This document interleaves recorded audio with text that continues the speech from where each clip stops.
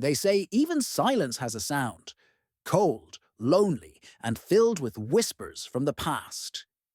Somewhere in the north of Norway lies a town named Lønefjord, printed in the smallest letters on the map, a place where the mist never fully clears, where birds suddenly change direction, mid-flight, and the lake's surface is eerily still. People here don't speak much, but they all know the same story. It isn't just a legend, it's a memory echoing. In the lake's mind, in the very heart of Lønefjord, lies Lake Luna, known by the locals as the Siren's Mirror. The name holds a tale over a century old. On nights with a full moon, a sound rises from this lake. It's not a howl, nor the tricks of the wind. It resembles the cry of a dog.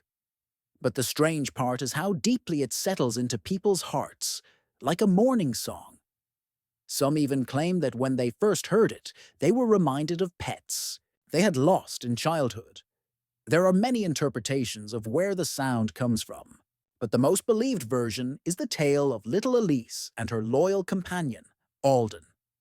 Elise Halverson was a 9-year-old girl living in the village in 1902. Quiet, introspective, and filled with imagination. Her father was a fisherman. Her mother sang in the church choir. Her best friend was Alden, a white dog about her age.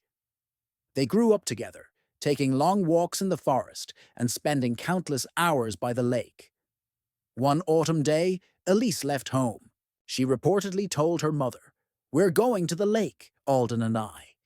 She never came back. The townspeople searched for days. By the lake they found a hair clip and Alden's collar bell, but there was no trace of Elise. Her body was never found. Alden was gone too. That very night, a strange sound rose from the lake. The first to hear it were the elderly, those who didn't sleep well, who could catch the smallest disturbance in silence. Then, children began to speak of it. A sound like a dog, but not quite. It was as if someone was crying, and that cry had taken the form of an animal. The sound didn't strike the ear so much as it struck the soul. Old Helga described that night. "I shut the window, but the sound slipped in. It reached into my heart. At first, they thought it was all in their minds, but every time the full moon returned, so did the sound. Sometimes closer, sometimes far. Some tried talking to it. Others prayed. Some simply left town. Over time, the lake became more than just a body of water. Children were no longer brought there. People who tried building houses near the shore faced strange accidents. Digging in certain areas turned up old bell fragments and children's toys. The town grew silent, but the sound returned like clockwork each full moon. It became a ritual of sorts. More than a century had passed. The legend became part of the town's identity. In 2023, a media student living in Oslo named Jonas Viken discovered his grandfather's journal and decided to follow the story's trail. The entries weren't clear, but one line stood out. "I heard it too, but what I saw was more than a dog." Jonas had spent a few summers in Lønefjord as a child. He remembered the stories, the silence of his grandfather, and the morning air by the lake. His curiosity grew stronger. During summer break, he returned to the village, intent on documenting the story. He brought with him a professional camera, sound recorder, night vision lenses, and lots of notebooks. He began by speaking with the elders. They all told similar tales, but with wary eyes. One old man told him, "That sound doesn't just reach your ears, it carves itself into your soul." Jonas didn't quite understand, but he didn't back down. As the full moon neared, the lake was once again shrouded in a heavy mist.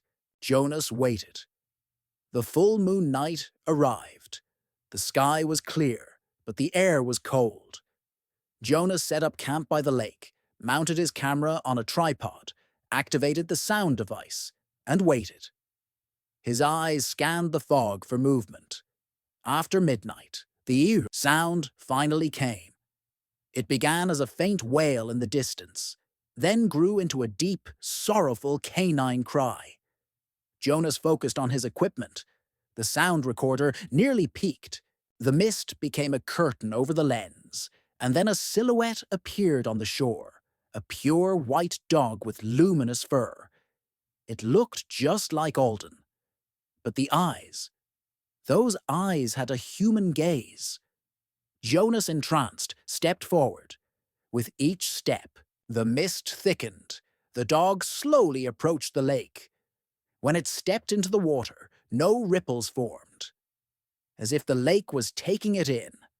Jonas took one more step. Then the footage cut to black. The next morning, Jonas didn't return. Villagers found his campsite. The tent was open, the camera still on the tripod. The recorder was running, but Jonas had vanished. No cigarette butts, no footprints, no signs of slipping in the mud. When they watched the footage, everyone froze. It showed Jonas approaching the lake, the white dog appearing, their eyes meeting. Then sudden darkness. At that exact moment, a whisper was caught by the camera's mic. "I'm here, but I'm not alone." The recording sent shockwaves through the village. Some said Jonas had become part of the legend. Others believed he too had been absorbed by the shadow of the Siren. The town placed a new sign near the lake. "Shadow of the Siren. Do not disturb the silence. No one approaches the lake during full moons anymore." Today, the shadow of the Siren remains a secret, feared and respected by the townsfolk. Some believe Alden is still there, searching for his owner. Others think the lake has taken more spirits over time. Elise, Alden, and Jonas, 3 lost souls turned into legend. But this isn't just folklore. It's a tale of loyalty, of vanishing, and of longing, of a dog's devotion, a child's silence, and a young man's curiosity. And you, if you ever find yourself in Lønefjord, don't get too close to the lake on a full moon, because that sound is still there. And if the siren's shadow notices you, you might never return.